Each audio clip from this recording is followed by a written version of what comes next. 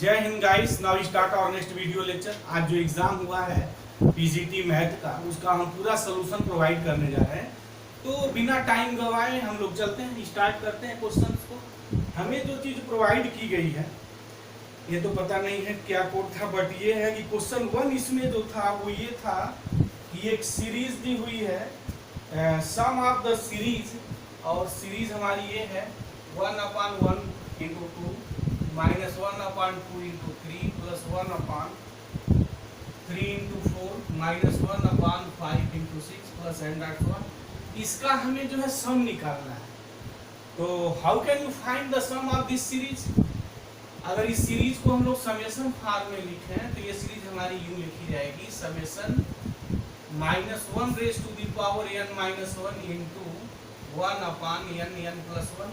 अगर इसको हम लोग पार्शियल फ्रैक्शन से तोड़ दें तो हमारी जो वैल्यू आएगी 1/n - 1/n + 1 आएगी। दिस अगर हम लोग इसको ब्रेक करें तो summation -1 raised to the power n, अच्छा n very from 1 to infinity में by n minus summation n very from 1 to infinity always understood है, ये sorry -1 raised to the power n - 1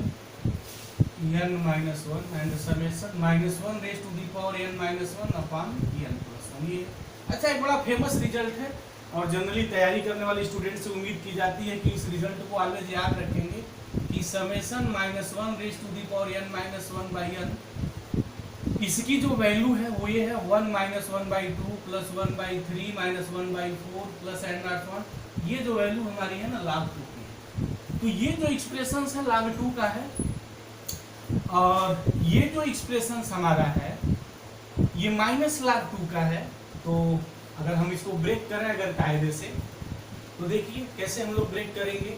एक बार थोड़ा इसको हम ब्रेक कर लें तो ये जो एक्सप्रेशन है दिस इज द log 2, ये log 2 हो गया हमारा माइनस। थोड़ा इसको एक बार हम ब्रेक कर लें ताकि जो लोग इसको लगाए होंगे या नहीं लगाए थोड़ा उसको सीरियस देख लें, या फर्दर में आगे की ओर तैयारी करेंगे उनके लिए रिजल्ट बड़ा काम आएगा। तो चलिए n1 से वेरी करिए, तो 1 अगर लिखेंगे तो ये क्या आ जाएगा 1/2 आ जाएगा। अगर हम n = 2 लिखेंगे तो यहाँ माइनस होगा और वहाँ 3 हो जाएगा, -1/3 हो जाएगा। इसी तरह 1/4 हो जाएगा, -1/5 हो जाएगा, + 1/6 आ जाएगा। आप लिख के देख लीजिए एंड आसवा। अब यहाँ से अगर मैं माइनस बाहर खींच लूँ तो ये प्लस हो जाएगा, ये माइनस, ये प्लस, ये माइनस, ये प्लस, ये माइनस, प्लस n.1 हो जाएगा। अब यहाँ क्या करिए कि इसमें 1 ऐड कर दीजिए और 1 सब्ट्रैक्ट कर दीजिए। तो यहाँ से लेके यहाँ तक ये जो सीरीज आपकी बनेगी, again this is the log 2, यानी log 2 + log 2 -1 मीनिंग्स 2 log 2 -1। तो हमें जो क्वेश्चंस मुहैया कराया गया था उसमें इसका ऑप्शन ए ट्रू होगा, दिस 2 log 2 -1, और भी 2 log 2 -3, वो सब सही नहीं होगा। 2 log 2 -1 this is the right answer.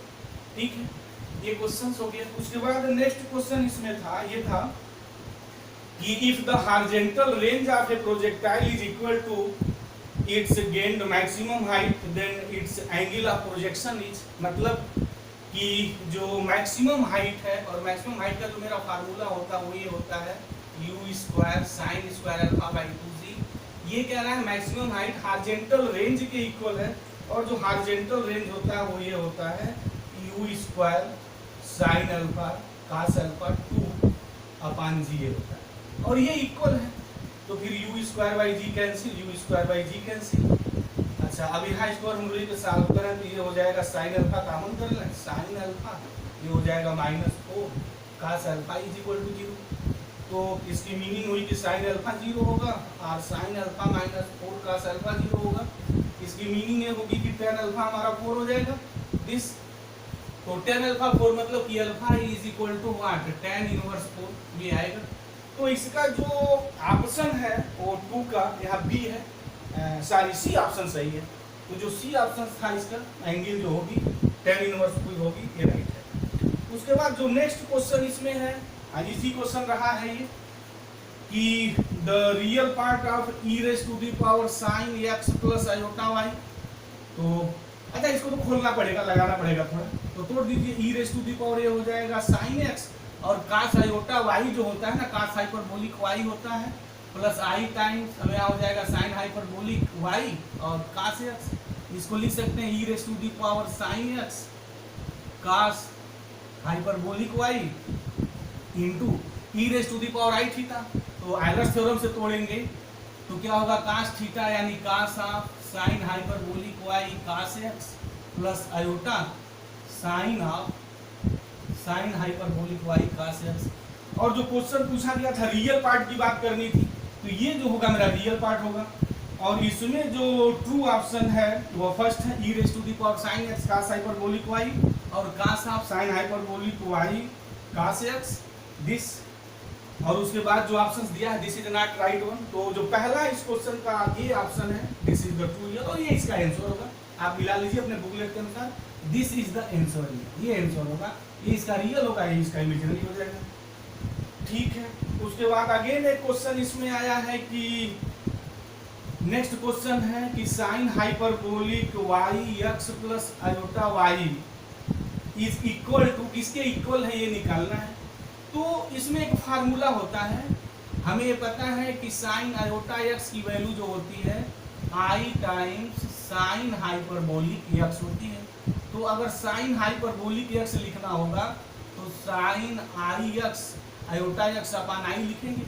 तो इस चीज को तोड़ दीजिए, कैसे लिखना है देखिए, तोड़िए by this result using.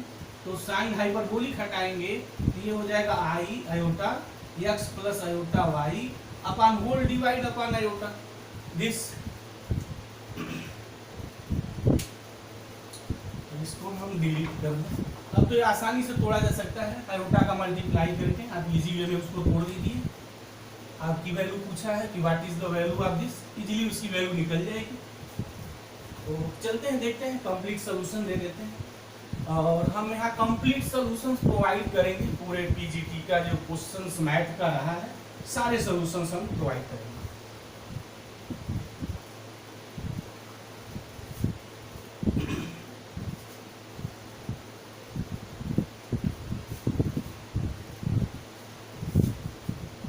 Yes, चलते हैं, तोड़ दीजिए। ये हो जाएगा sine of iota x minus y upon iota. आप तोड़ दीजिए, क्या हो जाएगा, ये हो जाएगा i times sine hyperbolic x और ये कास वाई और यहाँ हो जाएगा minus sine y cos hyperbolic x upon iota हो जाएगा।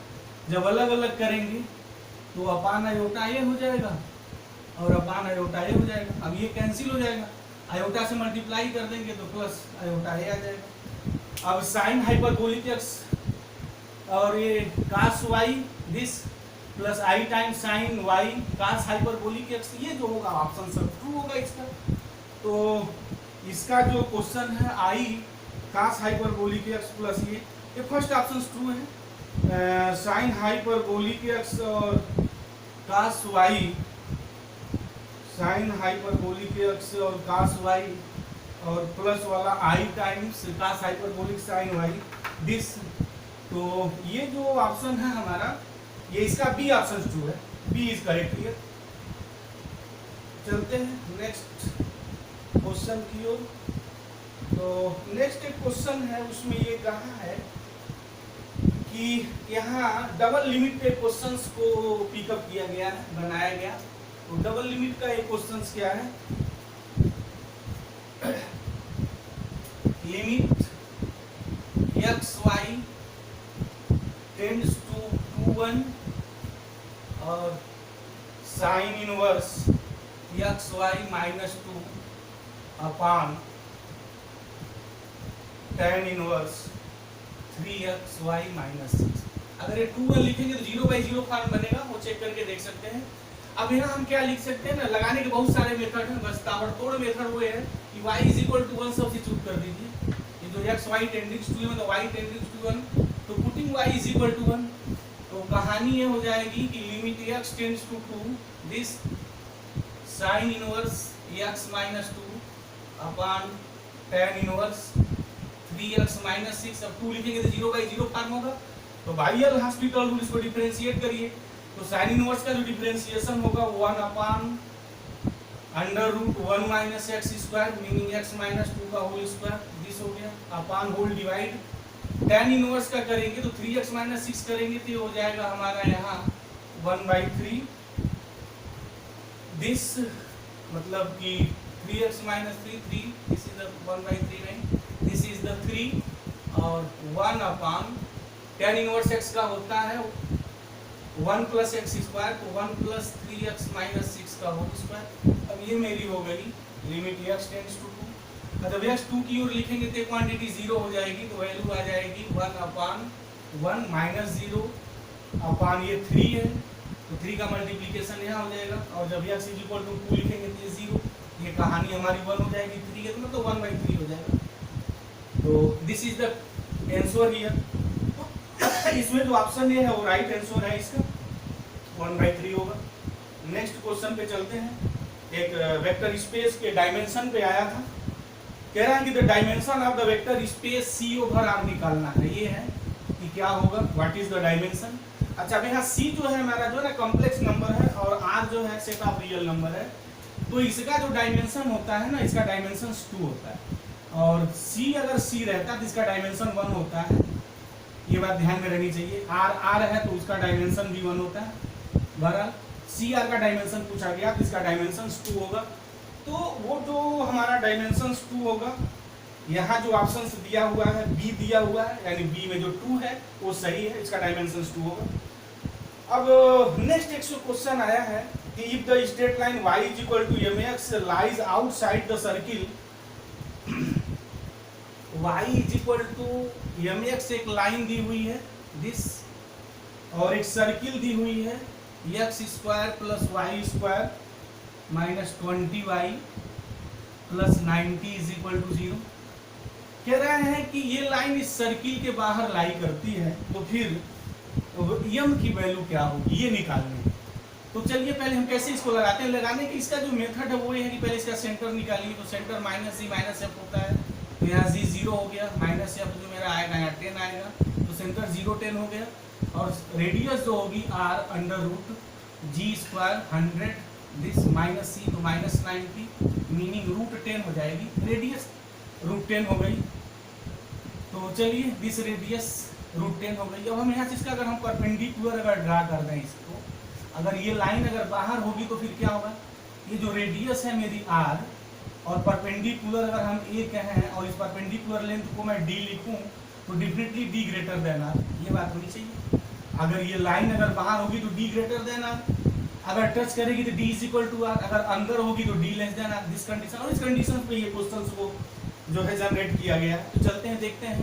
तो क्या करेंगे, पहले ये सेंटर क्या हो गया इसका 0 और 10 हो गया, और लाइन का equation y minus mx is equal to 0 हो गया, और जो परपेंडिकुलर लेंथ का जो इक्वेशन होता है, नहीं वो जो फार्मूला होता है mod of ax1 plus by1 plus c upon under root a square plus b square this.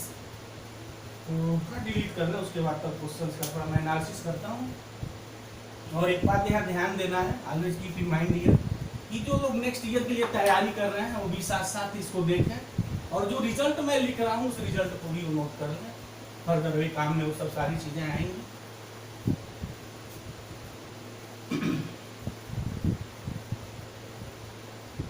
तो फिर यहाँ से क्या वैल्यू आ जाएगी डी की, what is the D here. ये जो होता है हमारा, इसमें a की वैल्यू मेरी जो है ये फार्मूला होता है ना ax plus by plus c, तो ये जो है यहाँ x का कोफिशिएंट है, और x का कोफिशिएंट मेरा यहाँ जो है माइनस m है, और ये a 0 है, दिस इज द 0 हियर, तो ये 0 हो गई कहानी। उसके बाद b जो है, b की वैल्यू मेरी 1 है, ठीक, और उसके बाद y1 की जो वैल्यू है तो 10 है, तो b 10 हो गया, दिस y1 10 b1 है, और c कांस्टेंट और 0 है, तो this is the 0 upon under root what 1 plus a square plus b square, तो ये माइनस m है, मतलब 1 प्लस m स्क्वायर आएगा, और ये d की जो वैल्यू होनी चाहिए लेस देन व्हाट है ना, sorry greater than what r, और रेडियस कितनी है रूट 10, ये बात है। बस इसको सॉल्व करना है। तो फिर क्या हो गया 10 upon under root 1 plus m square greater than root 10। चलिए अब इसको अगर हम इनक्वालिटी को उलट दें नहीं उलट दें अगर तो ये हो जाएगा under root 1 plus m square this upon 10 less than 10 by root 10, ये हो जाएगा, नहीं सॉरी ये 1 बाई रूट 10 ये हो जाएगा। अब यहाँ अगर हटा दें तो यहाँ आ जाएगा, रूट 10 से मल्टीप्लाई कर दीजिए, ये और ये कैंसिल हो जाएगा, तो under root 1 plus m square less than root 10 है। स्क्वायर करते हैं सब पॉजिटिव नंबर है, तो इनइक्वालिटी सॉल्व करने में कोई प्रॉब्लम नहीं है। तो 1 plus m square less than हमारा जो हो गया 10 हो गया, तो एम स्क्वायर लेस देन 9 हो गया, तो एम जो होगा ग्रेटर देन -3 नहीं m greater than m square less than 9, तो एम लेस देन हमारा 3 होगा और एम लेस देन -3 दिस। तो इसकी मीनिंग मेरी ये हो गई कि नहीं एम स्क्वायर लेस देन 9 ठीक है, ग्रेटर देन कोई प्रॉब्लम नो, तो m less than -3 and m less than m square greater than -9, तो एम ये this is the greater than m greater than -3 होगा, sorry m greater than -3 and m less than 3, इसकी meaning -3 less than m less than 3, इसकी meaning होती है कि mod of m less than 3। तो ये जो ऑप्शन होगा this is the right one here. तो मॉड ऑफ 1 लेस देन 3 क्या है, mod of m less than, yes this is the option 1 here. तो मॉड ऑफ एम अगर लेस देन 3 जिसके जो ऑप्शन में दिया है this is the right one here. तो ये क्वेश्चंस ट्रू है, मतलब mod of m less than 3 होगा, ये ऑप्शन 2 ठीक है जी। अब इसके बाद हम लोग नेक्स्ट क्वेश्चंस की ओर मूवमेंट करते हैं। नेक्स्ट क्वेश्चन है कि ये कहा है कि the sum of the series, और सम ऑफ द सीरीज अच्छा क्वेश्चन बनाया गया, थोड़ा टेक्निकल प्रयास किया गया है बनाने का। Limit n tends to infinity 1 upon n plus 1 upon n plus 1 plus 1 upon n plus 2 plus and so on 1 upon 4। ये टेक्निक यहाँ की गई है फोरियर। ये जो सीरीज लिखी गई है ना एक्चुअल में इसमें हमारे 3 n टर्म्स हैं, देयर आर 3 n टर्म्स। तो अगर हम इसको समेशन फार्मूला दें तो summation limit n tends to infinity summation r vary from a 0 to 3n, 3n terms है, 3n 1 upon n plus r। अब आप 0 से लेके 3n वेरी करिए, पूरा आपको टर्म में मिल जाएगा। अब इसको हम लिख सकते हैं limit n tends to infinity summation r vary from 0 to 3n। अब यहाँ हम लोग कॉमन करेंगे, n को कॉमन करेंगे, तो 1 अपॉन अगर n कॉमन करते हैं तो 1 प्लस r बाई n। अब इसको मैं ऐसे भी लिख सकता हूँ 1 बाई n, ऐसे भी लिखा जा सकता है। और ये जो एक रिजल्ट है, रिजल्ट पे ये बेस है कि 0 लिमिट यहाँ फर्स्ट 0 तो 0 बाई n लिखेंगे तो 0 आ जाएगा, और जब 3n लिखेंगे तो n कैंसिल 3 आ जाएगा, तो अपर लिमिट 3 हो जाएगी। 1 अपॉन इसके जगह हम x लिख देते हैं तो 1 प्लस x dx। इस फार्मूले पे वो ये क्वेश्चन को बनाया गया था, बड़ा फेमस ये रिजल्ट है। ये डिफरेंट इंटीग्रल्स का जो है इनफाइनाइट सीरीज के टर्म में जो रिप्रेजेंटेशन है उस पे क्वेश्चन है। तो ये log x हो गया और लिमिट हो गई 0 to 3 sorry 1 plus x,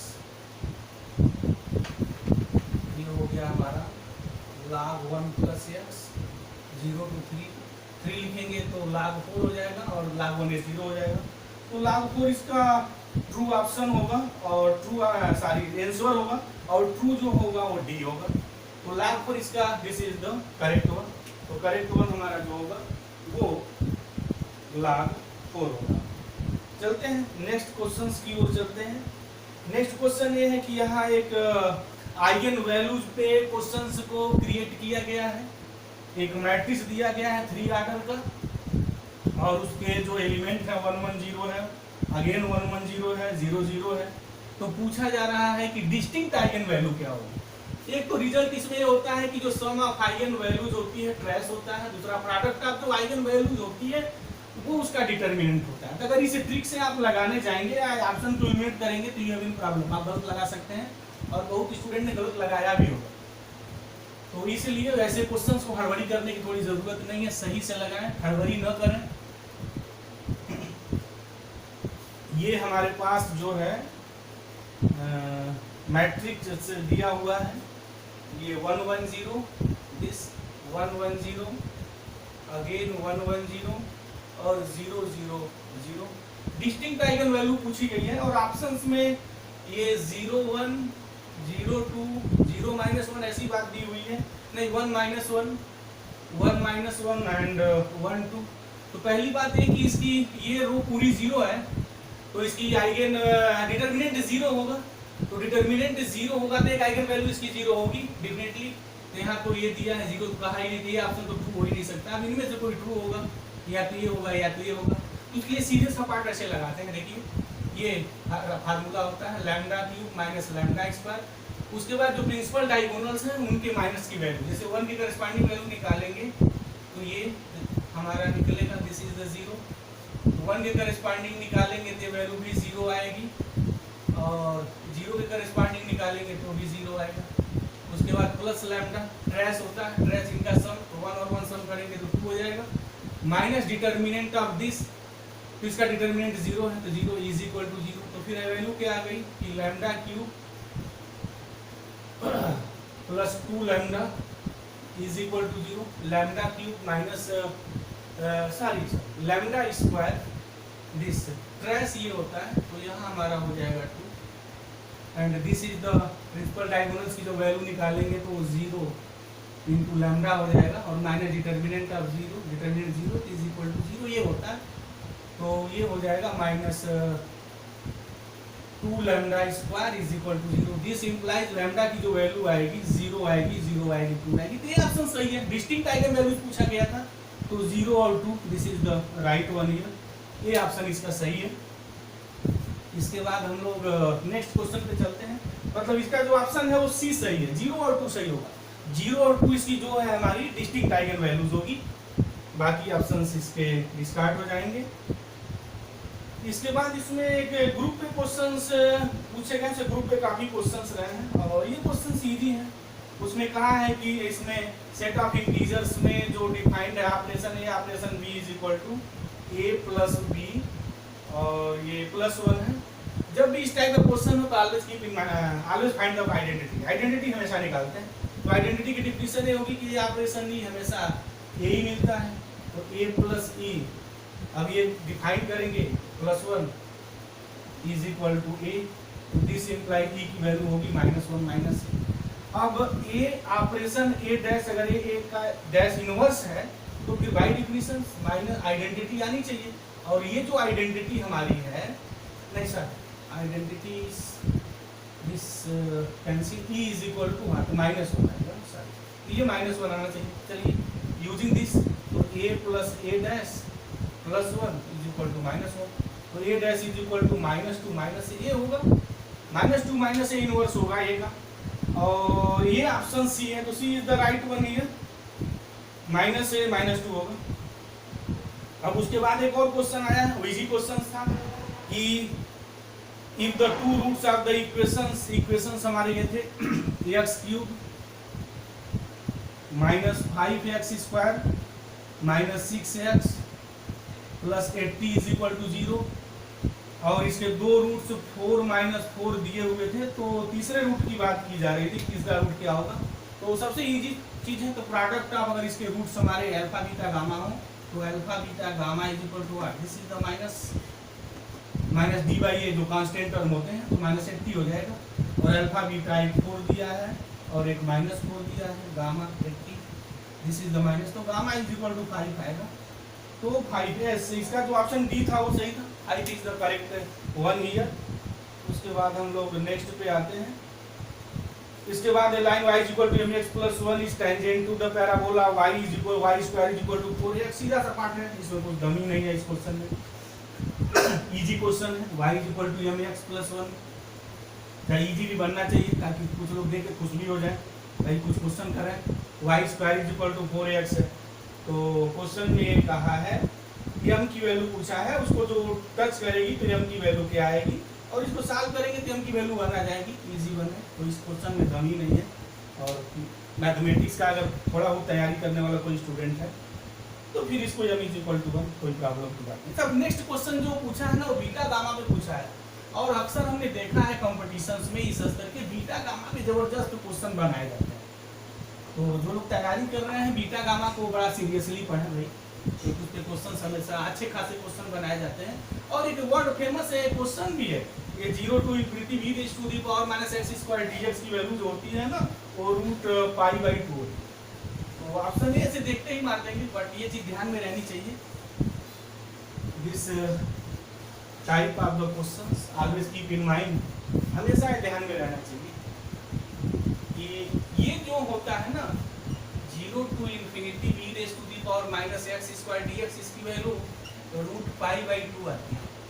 this कि ये जो है हमारा इस फार्मूले पे बेस है, फार्मूला वो है कि gamma n is equal to 0 to infinity e raise to the power minus t raise to the power n minus 1 dt। इस पे निकालेंगे तो वैल्यू आ जाएगी दिस ये। तो निकाली ना क्या, इसको जल्दी से निकाल लेते हैं। इसको सॉल्व करने के लिए ना x स्क्वायर को t ले लेते हैं, तो फिर ये 2x dx की dt आ जाएगी। लिमिट तो वही रहेगी आपकी, तो चेंज नहीं होगी। e raise to the power minus t हो जाएगा, dx अगर लिखेंगे तो ये dt अपॉन 2 रूट t हो जाएगा। तो ये 1/2 हो गया, 0 to infinity e raise to the power minus t raise to the power 1/2 minus 1। इससे अगर आप सेट करेंगे तो फिर वैल्यू क्या लिखेंगे, लिखेंगे gamma half 1/2 into gamma half, और गामा हाफ की वैल्यू रूट पाई होती है, तो रूट पाई बाई 2। तो ये जो क्वेश्चन रहा है, इस क्वेश्चन का ऑप्शन फर्स्ट सही है, रूट पाई बाई 2 होगा। उसके बाद एक आया है the moment of inertia of circular ring, mass दिया है an axis through the centre perpendicular its plane, तो ये हमने स्क्वायर होता है ऑलरेडी, वो तो एक रिजल्ट ही है, तो उसमें तो कोई प्रॉब्लम ही नहीं रही होगी। अब उसके बाद यह है कि the eigen values of the matrix से बड़ा एक ट्रिकी क्वेश्चन था। एक मैट्रिक्स था और ये 5 4 था और 1 2 था। पूछा था कि इसकी आइगन वैल्यूज क्या है, तो आइगन वैल्यूज 2 होगी, 2 ऑर्डर का है, इनका सम जो होता है ट्रेस होता है 7 होगा, और लैम्डा बस यही से पता कर लेंगे, आंसर डिस्कार्ड हो जाएगा। यहाँ जो ऑप्शन दिया था एक 6 0 था, इसमें 3 2 था और 6 1 था और 1 2 था। तो सम जो है 7 आना चाहिए, तो फिर इसका सम 7 नहीं है, इसका नहीं है, इसका नहीं है, तो 6 1 है, this is the right answer. ये लूप होल है, ये एमसीक्यू टाइप क्वेश्चंस का लूप होल है डिस्कार्ड करने का। तो इसका जो है 6 और 1 this is the right one. अब उसके बाद एक और क्वेश्चन है, एफ ऑफ एक्स इनवर्स पूछा है, this is the easy one, उसमें भी कुछ वैसा नहीं है। अब एक जो नेक्स्ट क्वेश्चन बनाया गया है, ये क्वेश्चन थोड़ा इंटरेस्टेड क्वेश्चन है, तो चलते हैं उसको देखते हैं। एक इस कंसेप्ट पे है, अगर कंसेप्ट पता है कि इस क्वेश्चन में भी कोई दम नहीं है, लेकिन अगर कंसेप्ट आपको पता नहीं है तो definitely you have in problem, आप प्रॉब्लम में हो जाओगे।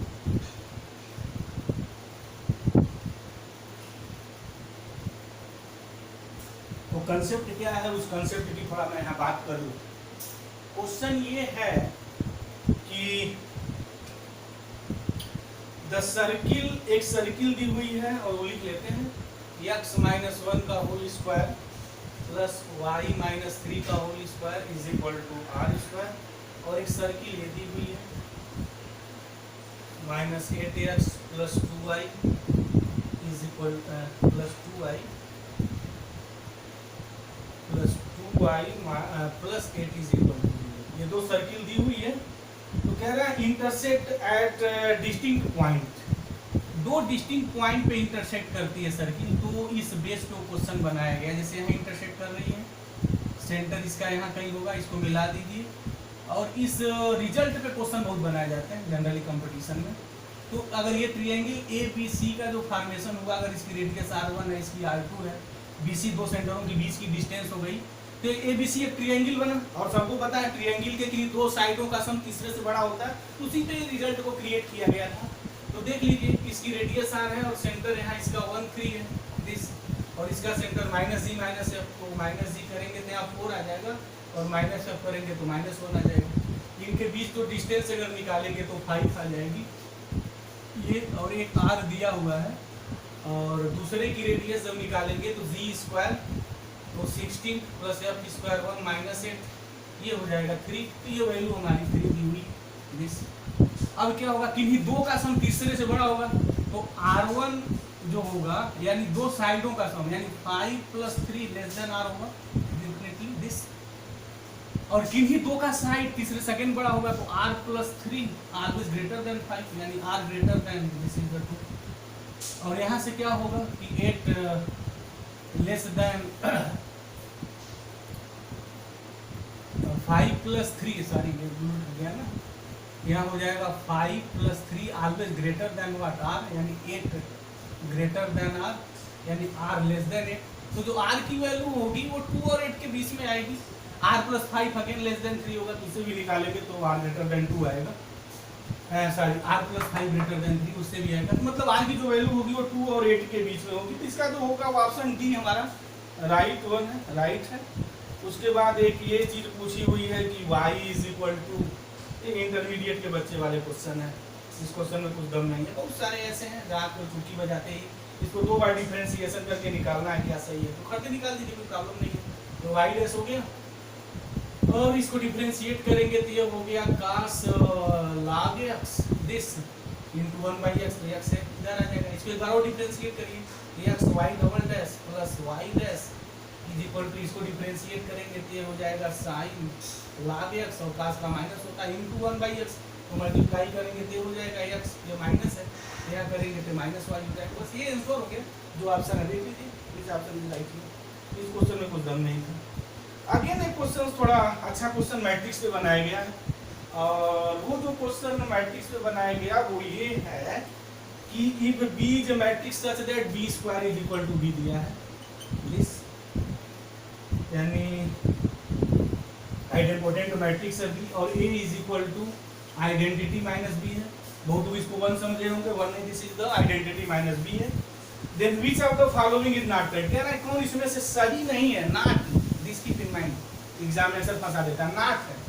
तो पहला a स्क्वायर होगा क्या, तो चलिए निकालते हैं, देखते हैं a स्क्वायर क्या होगा, i माइनस b का होल स्क्वायर, इसका मतलब होगा i plus b square minus b, तो minus b and minus b, तो माइनस 2b हो जाएगा, और b स्क्वायर b है तो i minus b, a square i minus b मतलब ये हो गया, a स्क्वायर ये तो राइट है हमारा, राइट।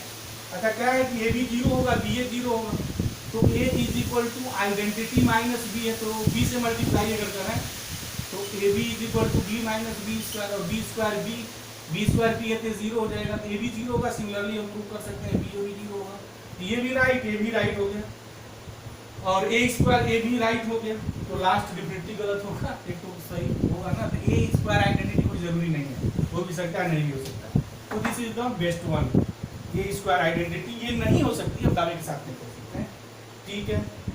तो उसके बाद हम लोग अब नेक्स्ट क्वेश्चन की ओर मूवमेंट करते हैं। नेक्स्ट क्वेश्चन अगेन है कि अगेन एक मैट्रिक्स पे क्वेश्चन है, और वो क्वेश्चन ये है कि a दिया है कि f of x is equal to यहाँ cos x sin x और ये 0 है, और minus sin x cos x और 0 है, और यहाँ 0 0 1 है। एक्चुअल में ये जो मैट्रिक्स है ना ऑर्थोगोनल मैट्रिक्स है, और ऑर्थोगोनल मैट्रिक्स की एक खासियत होती है कि a dash is equal to a inverse होता है, दिस यानी a डैश आइडेंटिटी देता है, ये होता है, this is known as orthogonal matrix. तो ये ऑर्थोगोनल मैट्रिक्स है हमारा। तो आप ये तो ए इनवर्स के बारे में पूछा है, तो ए इनवर्स कैसे निकलेगा, अब तो रिजल्ट मिल गया ना, इस रिजल्ट पे ये क्वेश्चन क्रिएट किया गया है। ए इनवर्स मतलब ए डैश ट्रांसपोज कर दीजिए, तो ये हो गया cos x, यहाँ हो गया sin x, ये हो गया 0, ये हो जाएगा माइनस sin x, ये हो गया cos x, ये 0 और ये 0, sin x cos x minus sin x 0, और sin x cos x 0 and 0 0 1, ये यही रहा, राइट। तो यहाँ अगर f ऑफ माइनस एक्स लिखेंगे तो डेफिनेटली ये वैल्यू आपको मिल जाएगी। तो f ऑफ माइनस एक्स इसका राइट आंसर रहा, कुछ इस क्वेश्चन में बहुत डाउन नहीं रहा है। तो f ऑफ जो माइनस एक्स आप करेंगे वो वैल्यू मेरी आ जाएगी, तो जो a इनवर्स होगा वो f ऑफ माइनस एक्स होगा, this is the right one. और यहाँ इसका जो है सी ऑप्शन है, ठीक है। अब उसके बाद एक क्वेश्चन इसमें एसिम्पटोट्स पे पूछा गया था, और एसिम्पटोट्स पे एक रिजल्ट है, उस रिजल्ट के बारे में है वो पूछा गया था। Asymptotes of the curve x square y square is equal to a square x square plus 1। अच्छा, जब ऐसे क्वेश्चन आते हैं ना, जनरली वो देने का उसका जो मेथड होता है वो ये होता है कि जो हाईएस्ट जो पावर है एक्स या वाई में, उनके जो कोफिशिएंट्स हैं आप इक्वल टू 0 कर दीजिए, तो जो कुछ निकल के आएगा वो एसिम्पटोट्स होता है। तो वो asymptote parallel to x axis and parallel to y axis का जो कंटेंट है वो है यहाँ। तो अगर इसको मैं इधर ले आऊँ तो ये हो गया x square y square minus a square x square minus y square 0। अब एक्स स्क्वायर का जो कोफिशिएंट है वाई स्क्वायर है और यहाँ ए स्क्वायर है तो 0, तो y is equal to plus minus a हो जाएगा। सिमिलरली आप सॉल्व करेंगे उसके लिए x is equal to plus minus a हो जाएगा। तो ये इसका जो होगा हमारा राइट आंसर होगा, this is the right one.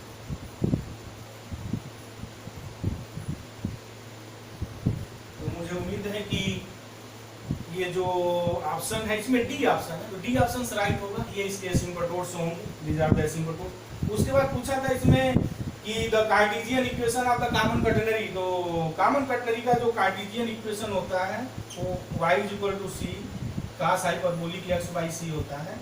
और इसमें ऑप्शन जो बी था this is the right here, वो राइट है। और हम लोग नेक्स्ट क्वेश्चंस की ओर मूवमेंट करते हैं। एक इसमें क्वेश्चन है, बड़ा लेंदी क्वेश्चन पूछा था और ऐसा क्वेश्चन जनरली पूछा नहीं जाना चाहिए, लेकिन फिर भी ये क्वेश्चन पूछा गया है तो भाई करना होगा। एक्चुअल में बीएससी जो ग्रेजुएशन से जो बीएससी फर्स्ट ईयर है ना, उसके ये जो मेरे हाइपरबोलिक फंक्शंस जो चलते हैं वहाँ से क्वेश्चंस को उठा लिया गया था और वो थोड़ा बड़ा क्वेश्चन है और ऐसे क्वेश्चंस को सॉल्व करेंगे ना तो टाइम थोड़ा लगेगा, टाइम की होगा। और भाई 3 घंटे का पेपर है तो ऐसा तो होगा नहीं कि क्वेश्चन पढ़े आप मार दिए खत्म चीज़ें हो गई, कुछ न कुछ तो टाइम लगना ही है, डेफिनेटली लगेगा। जैसे क्वेश्चन ये है कि what is the question here, यहाँ गिवन है कि if sine theta plus iota phi is equal to tan alpha plus i sec alpha, then ये निकालना था cos 2 थीटा और cos हाइपरबोलिक 2 फाई, इसकी वैल्यू 3 आती है। This value 3 option A is right here. अच्छा, उसको सॉल्व भी करना चाहे तो कर सकते हैं, इक्वेटिंग तो लंबा लगेगा। Equating real and imaginary part, तो रियल पार्ट यहाँ होगा हमारा sine theta cos hyperbolic phi, ये tan अल्फा हो जाएगा। और इमेजिनरी पार्ट से यहाँ क्या आएगा, ये हो जाएगा cos थीटा और साइन हाइपरबोलिक फाई, ये मेरा सेक अल्फा हो जाएगा। और सबको पता है कि 1 plus tan square alpha sec square alpha होता है, यानी 1 is equal to sec square alpha minus tan square alpha. अब ये इस रिजल्ट को यहाँ यूज करिए, इसके स्क्वायर करिए इन दोनों का, इसमें से सब्ट्रैक्ट करिए तो क्या होगा, ये हो जाएगा cos square theta sine hyperbolic square phi minus यहाँ हो जाएगा sine square theta cos hyperbolic square phi is equal to whatever. इसको जब सॉल्व करेंगे तो 3 आएगा। तो ये जो ऑप्शन है इसमें A3 दिया है, ये मेरा राइट ऑप्शन है। तो मुझे उम्मीद है हमने जितने क्वेश्चन सभी डिस्कस किए हैं बात बिल्कुल क्लियर हो गई होगी। अब हम नेक्स्ट वीडियो लेक्चर्स में इसके अनदर क्वेश्चंस को सॉल्व करेंगे। तो thank you very much guys, जय हिंद।